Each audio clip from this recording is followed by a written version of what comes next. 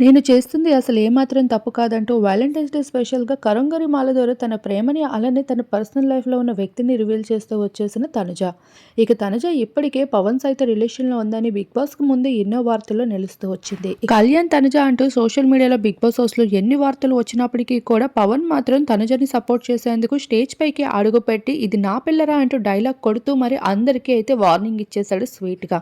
అయినప్పటికీ కూడా బయటకు వచ్చాక పవన్, తనుజ అనడం మానేసి జనాలు అందరూ కూడా కళ్యాణ్, తనుజ అంటూ మారుమోగింది పేరు.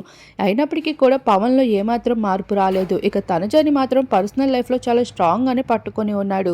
ఇక తనుజకి నచ్చిన లైఫ్ నచ్చినట్లు బతకచ్చు అంటూ ఫ్రీడమ్‌ని ఇచ్చేయడంతో అభిమానుల ప్రేమని క్యాచ్ చేసుకుంటూ తన పాపులారిటీని పెంచుకుంటూ ఇక కళ్యాణ్‌తో సోషల్ ఈవెంట్స్‌లో పాల్గొంటూ వచ్చేసింది. ఇక ప్రొఫెషనల్ లైఫ్‌లో ఎంతో క్లారిటీగా ఉన్న తనుజ పర్సనల్ లైఫ్‌లో మాత్రం పవన్‌తో అదే రిలేషన్‌ని క్యారీ చేస్తూ వస్తుంది.